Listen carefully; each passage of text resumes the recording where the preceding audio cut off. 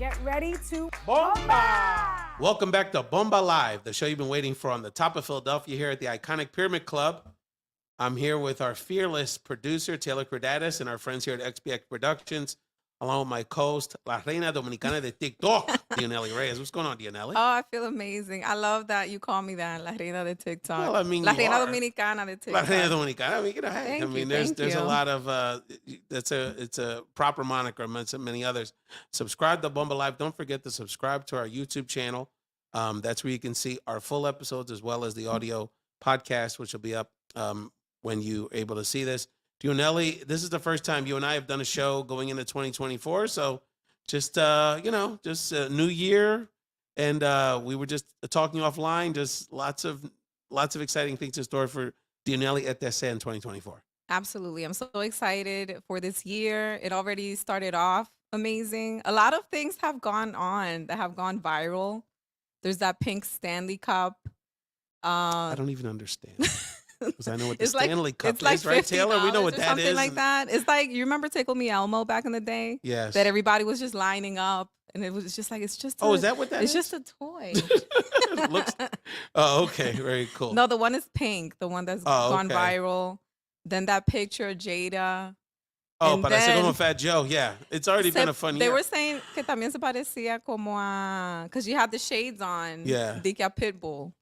Dale. I'm okay. like, se me parece un poquito a Tupac también. Yeah, well, that's she would agree with that for sure because she had Yeah. supuestamente a relationship with Tupac. But was most on everybody's mind that has been extremely viral is Katt Williams' interview. Yes, on Shannon Sharp program Club Shay Shay. That's why this is the Club Ray Ray edition of Bomba Live because only Dionely could find some interesting nuggets of substantive conversation as part of the iconic conversation with the comedian, the unbelievable Katt Williams, and we'll get into that later. Later on the show, in our Found Translation segment, Dionely's going to ask you some questions about kind of like how the primary season is going to impact our politics. And, in the Wepa segment, during the holidays, I got a chance to let my hair down. So I got to keep people get a little update about how I get it in over the holidays with the homies. So a little Wepa Tambora live segment here on Bomba Live. So, but first, Dionely, it was so interesting that you brought up this idea for our Mientras Tanto segment to get into some of the interesting conversations that Katt Williams has kind of put out there in the ether for us to discuss. So why did you think, what inspired you to take some nuggets out of that conversation for our episode today? Well, for the Mientras Tanto segment, I thought that we should think about what do we want our legacy to be. He mentioned Bernie Mac, which I admired him Rest so in much. peace. And then Chi-Town's finest. he was also, he spent most of the interview talking and revealing things about other comedians, about other Mhm. artists and people in the mainstream that are super popular and they have all this money. But how are they when the microphone turns off and the camera turns off? And how did they actually get there? So I'm like, how do you want to be remembered? Do you want to be remembered as someone who took shortcuts and sold their integrity to gain money and fame? Or do you want to be remembered as an authentic person with integrity, God-given talent, who trusted God's timing? A central question Mhm. in this modern era, especially with social media. I mean, look, part of this has been a struggle that I've shared on some level because on some level, I want more people to, I think it's safe to say I want to be more famous and more known and have more people know my voice and my platform, but also I have to ground myself because the primary purpose of the show is, to your point, around sharing other people's voices, including yours, Dionely, and really sharing a message of empowerment based on our cultural values. So, Dionely, the first thing that there was a lot of like jewels and some quotes, provocative quotes that Katt shared on Club Shay Shay. The first one was that you wanted to talk about is the truth doesn't need motivation. That's a loaded statement. So talk to me about how that phrase, the truth doesn't need motivation, hit you. Katt Williams said that in the beginning of the interview because he started off, he came out swinging. Yes, he did. And then the host was like, wait a minute, are you having a little too much to drink? Because he serves like a drink that Yeah. has like his name. And he's like, no, I just took a couple sips. Like, no, this is me. Like, the truth doesn't need motivation. I don't need to get drunk to tell the truth. And it is also like some people, when they lie, they're motivated by something. They're motivated by, oh, I want to tarnish that person's work ethic with lies, or I want to tarnish their reputation, or I want to lie so I could take their job, or I want to lie just so they won't get that job, or I want to lie for people lie for like a lot of reasons. They're motivated by a lot of evil. But the truth doesn't need any of that. The truth is just something that needs to be spoken, because the people that insist on lying and they want people to think that that's the truth, they're just gaslighting people. They're messing with their minds. You brought up, I think, Dionely, like an ethical conversation to me, because some would argue, even if you agree, even if you just take his accusations at face value, right? And by the way, a lot of people have come out defending themselves, but they don't say, "Oh yeah, he lied about this." They're more like, "That was his interpretation. That was kind of his perspective." But they've never flat out said he lied. And by the way, a few of them that ain't said a word, which is interesting too. But there's the truth. We all live with truths that are uncomfortable about ourselves and about other people that we know. But there's also discretion. So oftentimes we hold back from telling those truths, not that we don't have motivation to do it, and not that we don't see value in telling it, but because we feel like it's not our place. It's going to put other people, it's going to be awkward if I get into this. It's scary to reveal certain things. So how do you balance that? And again, what he said, who knows what's true and what's not, but that idea, because a lot of times we don't have the courage to tell the truth, because we feel like it's going to cause more harm than good. Well, Katt Williams, if you remember, he's been telling a lot of truths, controversial truths, that have, in time, been proving, oh, he was right. But when he said it years ago, they're like, oh no, he's crazy. He's on substances. Don't believe him. He's bitter. He ruined his own career. Yeah. But now they're like, wait a minute, he was right. He was right all along. And then Katt was like, he doesn't care. It seems to me, that's what I got from him, is he doesn't really care as much what people think about him, because the truth is the truth. The truth will come out. Eventually it will be proven. He'll be proven to be right, because his number one focus is being good with God. And God is aligned with the truth. Now, if you're playing for the other team, if you're constantly lying, then you're on the other team, and that other team is way weaker. It's also, there was a lot of like, and again, who knows what's what, but like basically like a lot of value judgments I think people can relate to around how career advancement, because basically like there's certain things as a Black comedian guy I didn't want to do that others were willing to do, that whether it was, wearing dresses and playing women, or other behaviors, stealing jokes.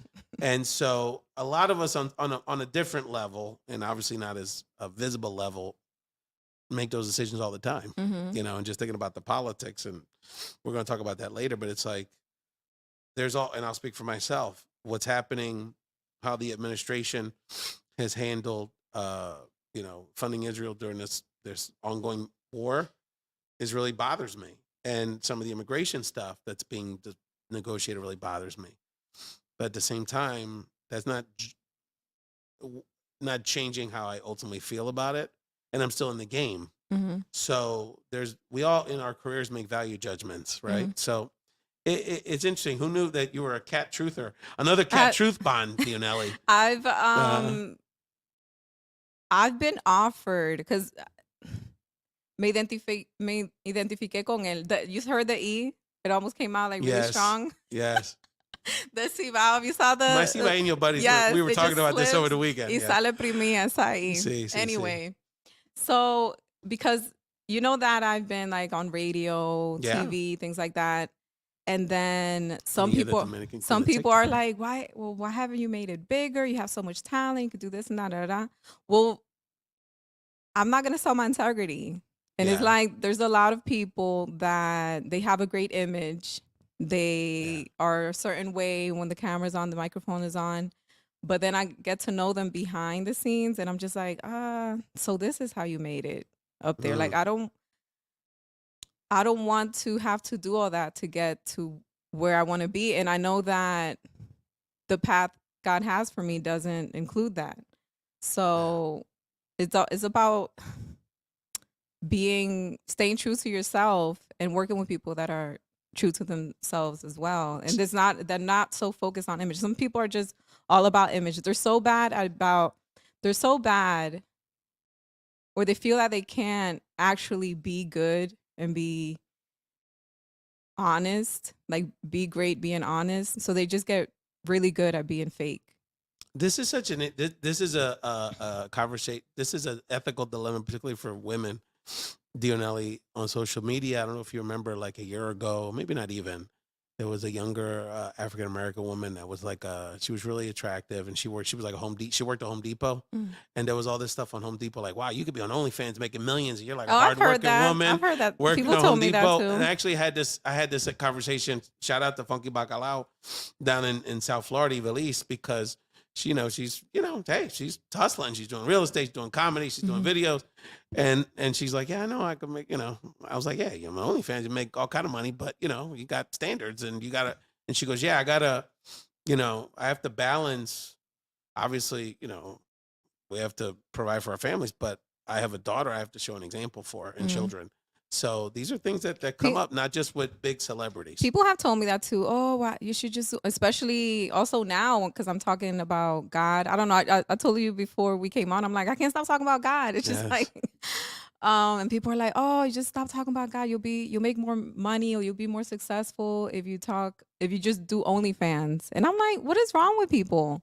Like, it's not all about money. Like, I'm not doing this for money. And then also people that I've known personally, and they've told me that. I'm like shocked that they're even telling me that. So disrespectful.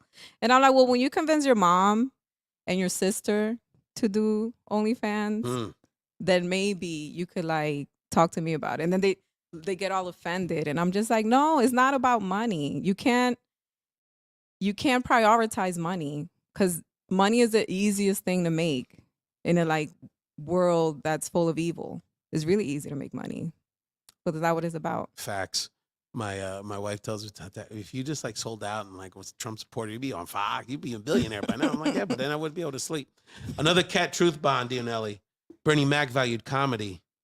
Steve Harvey values money. What do you value? Allegedly, Such as far a as all basic, that. but I mean, but again, the premise. It's such a basic question, but it's so critical. That goes back to legacy. What's Bernie Mac's legacy? He's one of the most authentic and most talented comedians ever. Rest in peace, Bernie Mac. Chi-Town finest. I ain't scared of y'all. I want y'all to know. Every time I see Milk and Cookies, I always think of Bernie Mac. Bernie was a good brother. But then Steve Harvey, he has all this money. He's on all these shows. But how authentic is he? And like how many, this like email that he wrote to his employees came out. And, and people got to see like how he is when the cameras are off, the mic is off. Like, how do you want to be remembered when you're gone? So what I value, and ever since I put this as number one, my life, I feel so much peace. I feel so amazing, is God. That's my number one. What would God want me to do? Because a lot of people, they have like, oh, they go to life coaches, but then the life coaches, a lot of them are like living a double life. They're saying one thing, they're doing another. They're telling people to, oh yeah, do yoga, manifest this, do a vision board. You have the power, love yourself. And I'm just like, you got to put God first. Love God first. It's so funny because you know what I mean? Trust God. So many this dynamic, I'm sure you can relate to, is that the people in our lives sometimes that are the most like holy rollers, like the most critical of other people about not being in church 4 days a week and all that. And it's like, I remember you back in the days, you were the most ratchet person. Like, you know what I mean? It's like, and again, people can evolve, but it's like, you also can't, there's a balance between, I think you were talking about this earlier, like, yeah, obviously you're excited about your spiritual journey, but you also don't want to come off like you're preaching to other people or putting other people down. So there's balances of that. I've shared a little bit on social media that my I've been going through a lot because my mother's been in some decline with her dementia. And it's just, I wouldn't wish my worst enemy this experience with her. But when I'm in my real sad times about it, I go back to what she always taught me, which was you got to go back to your faith. Like we're not just faithful when things are going good.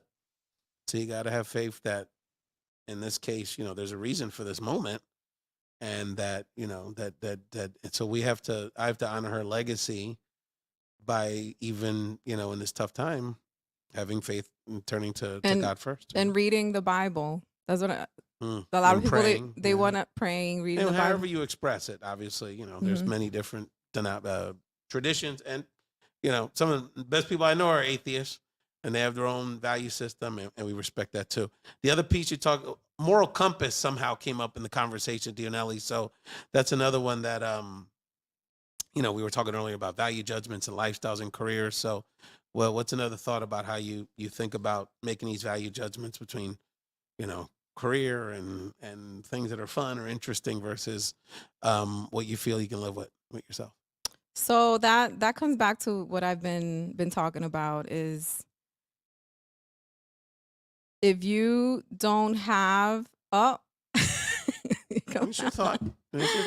If you don't have, in my opinion, if you don't have like God as number one, you'll be easily swayed to do other things, to just go follow what's trending or what's convenient, and following and like staying with your integrity intact is easier if you trust God's plan for you.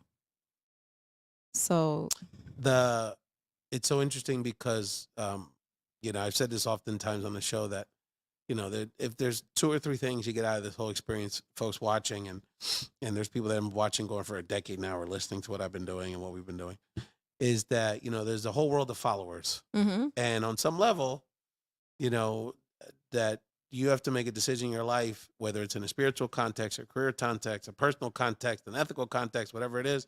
They're either going to be a follower or you're going to lead.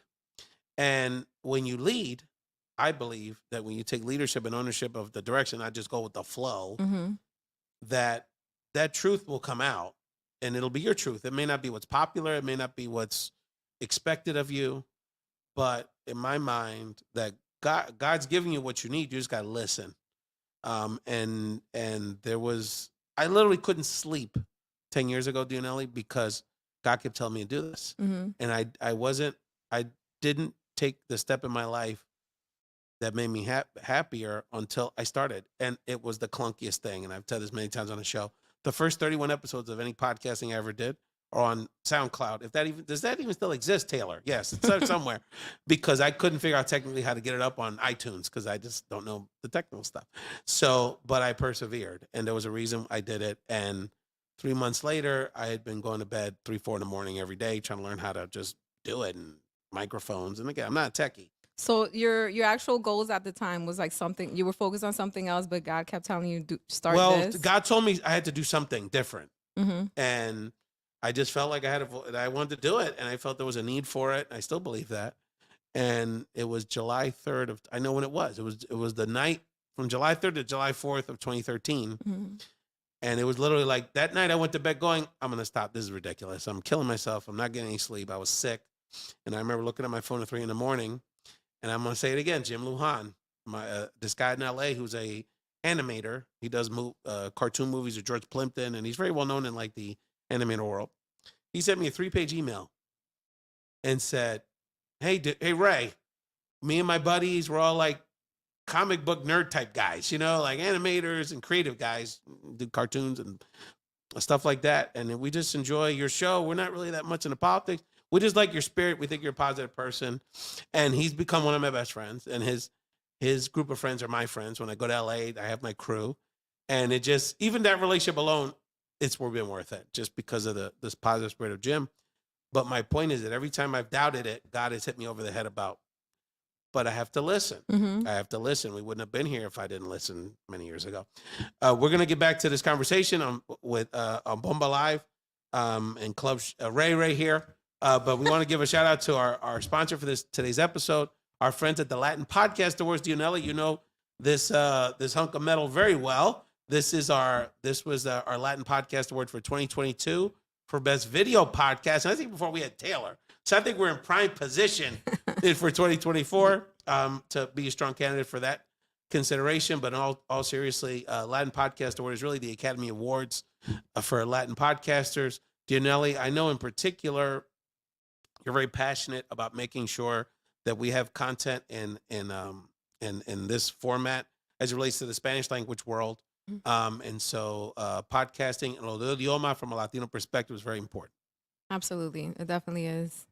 And so you want to check out, go to LatinPodcastAwards.com and at Latin Podcast on social media, because the 2023 awards took place in the fall. And so you can see all the awards. If you're like, hey, I want to find out a Spanish language podcast about personal development or finances, or who's a good Latino that's doing some interesting things in the podcast space, you can watch the 2023 awards show at LatinPodcast.com or at Latin Podcast on social media. And nominations are about to open, Dionely. So anyone that you know out there, they don't have to be someone that's been familiar with the Latin Podcast Awards in the past. Literally any Latino that's doing something, it doesn't matter the language or the type of content, has an opportunity to apply to be nominated to be considered for the 2024 awards, which we're going to be proud to do. So definitely proud of being part of the Latin Podcast family. Felix Montalada emceed our fall Latino Heritage Month event with you, Dionely. So Felix and the crew is a big part of the family. We're going to take a quick commercial break, watch a best of Bomba Live moment, and we come back. We're going to have our found translation segment here on Bomba Live, the show you've been waiting for. Lord, where's my people, And then here go Mom Dukes running with the phone, taking pictures and stuff. And he had to put me in my place. And was you may not have everybody, but you have one solid one. That's right. And I need you to look at it when it comes to my life, because look at my life. When I was here on earth, I only had 12, and even those 12 weren't even solid. And see, that's Camden philosophy right there. Y'all yeah. know. And they weren't even solid. And he said, and look at how people view me in the world. Not everybody views me in the best light either. That say that they walk with me too. But you have that one. That's all you need, is that one. So don't worry about that your friends are not there or your family not there. I already molded that person that's going to be with you through everything when it comes to this journey. Welcome back to Bomba Live, the show you've been waiting for. On the Found in Translation segment, Ray wanted to share a state of play for upcoming 2024 elections. Ray, we are now in the primary phase of presidential elections. Explain how the primary phase will play out. Yeah, so when you're watching the show, we will already have had the Iowa caucus. And so for people that are not as familiar with kind of the presidential political process, we sort of have this interesting primary system. Typically in most elections, like mayor or governor, what have you, there's primaries. Democrats run against Democrats, Republicans run against Republicans, and the winner faces each other in November. In this case, the presidential cycle kind of plays out. So they do it state by state, and you sort of accumulate delegates. And it's unfortunate because really the whole country doesn't decide. It really is really weighted towards a handful of states in the front of the process, like Iowa, New Hampshire, and South Carolina and Nevada, which you're going to be hearing more in the news. There is a kind of a nominal Democratic primary happening. Democrats have basically cleared the field for Joe Biden. There's a Minnesota congressman, I can't even think of his name off the top of my head, to be honest with you, that's put his head in the race. But essentially, Biden is doesn't really have much of a primary process. There is a nominal one also happening on the Republican side. Trump is running. He's way ahead in the polls on the Republican side. Governor Ron DeSantis from Florida, people thought was going to give him strong competition. He really showed that he's a very weak candidate. He doesn't have much personality. He goes to these fairs in Iowa and, he teased the kid for, look at all the sugar that you're eating. And that, he just has no feel for people. And he hasn't had the guts to really take on Trump. So he's kind of fading. Nikki Haley's may do fairly well in New Hampshire. But nevertheless, I anticipate by early to mid-March, the primaries kind of have played out and Trump basically being the nominee. So unless something happens with the courts, we're going to have a Biden-Trump rematch. And the majority of voters on both sides are telling us they're not happy about this whole scenario. So President Biden is looking weak in the polls. What do you think will happen that can change his status among voters? Yeah, there's a couple things. One is that on the substantive side, we've been dealing with inflation for the last several years. And inflation is just one of these things, when things cost more, gas and compra and stuff, it's always been a political killer for presidents. You know, Bush had a hard time. It really is what cost McCain because we were still dealing with inflation in 2008 when McCain ran against Obama. It's really hurt presidential candidates even running for re-election over the years quite a bit. So that's still dogging Biden, even though prices are starting to settle. You know, with his base, you know, what's going on in Israel and Palestine, as well as you know, just a sense from young people that he's not pushing enough for their issues, is definitely hurting him. And you know, on the personality side, I'm disappointed in it. I'm sort of surprised, but this whole narrative around him just being too old and fuddy-duddy and the social media memes about him pausing or closing his eyes have really stuck with people. And even people that generally like Biden, a lot of them just think he's too old and should retire and we should get new blood, even though I don't really hear a real good alternative people have an idea on. So that's really, those factors are really making him pretty vulnerable. Even though people aren't necessarily, Trump's popularity hasn't grown that much. He kind of has who he has, but Biden's, there's still a chunk of people that are generally kind of with Biden on issues, but just aren't feeling him. So that's why the race is in the air right now. Can Trump actually win again? He absolutely can win. He won't win the popular vote, but he didn't win it in 2016.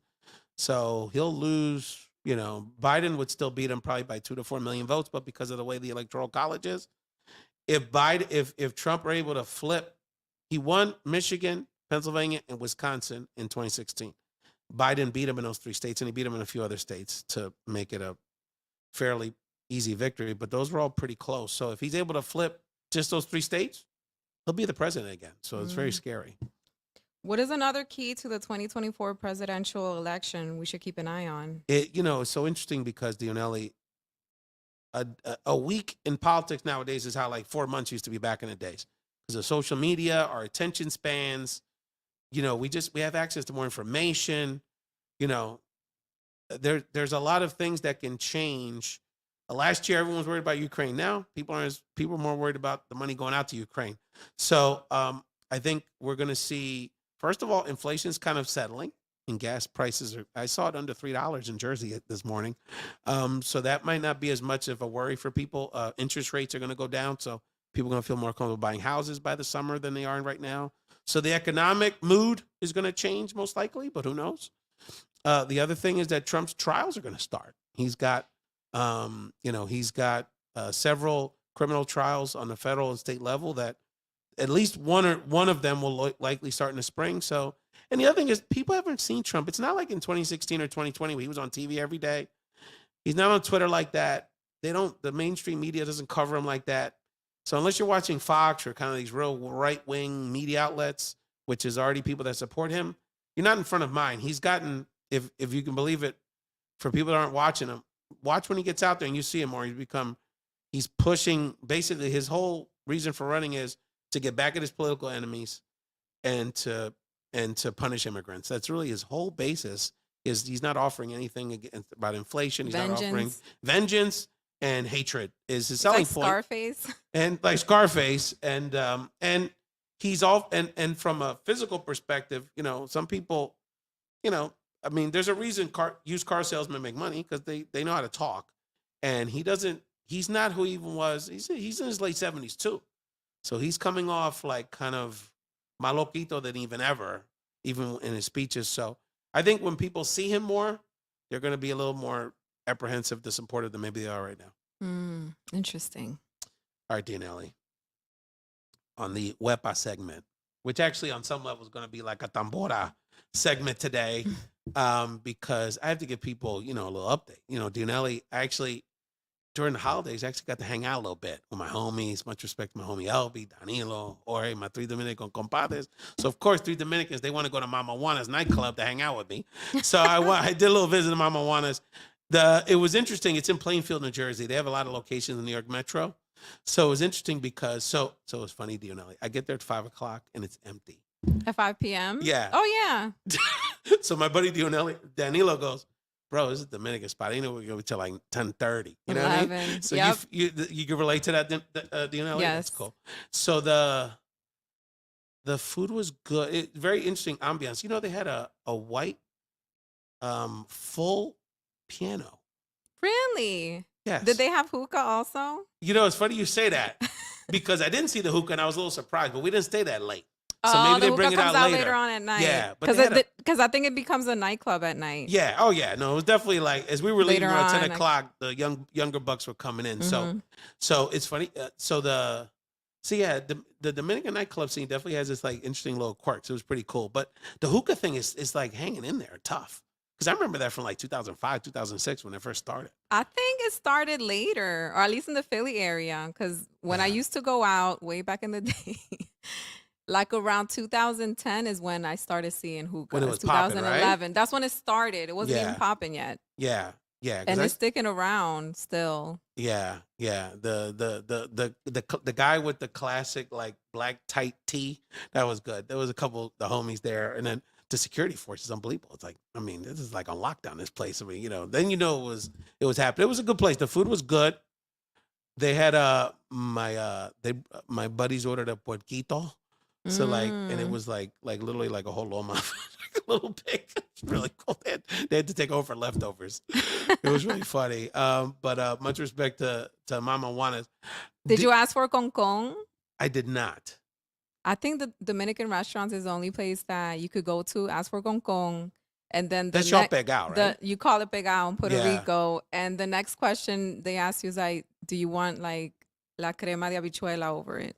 If you go to other restaurants, they'll look at you like, Yeah. what is that? What are you we talking don't. about? We serve it at home, but we don't No, like we offer it. throw as that out. The pegao is like the Yeah, the how do hard you part of- explain it? Yeah, it's like When the you make the hard- rice and it on sticks the bottom. the bottom, the crunchy part that sticks to the bottom I of the didn't pot. even We know that. love concon. That's yeah. Well, but I didn't know about the sauce part. That's interesting. I'm at Sí, the. la crema de we're gonna have habichuela. to- O una salsita de la from the meat. Okay. That part, oh, it's so good. Oh, okay. You're not big on like No. are Puerto Ricans big on pegao, no? No, Puerto Ricans are. I'm just Yeah? not one of them. So. Okay. So I'm not one of them. So yeah, check out the Christmas episode where we talked about with Christina Vega, that we talked about pateles, and there was a whole debate about this whole situation with, and Vanessa and I talked about pegao.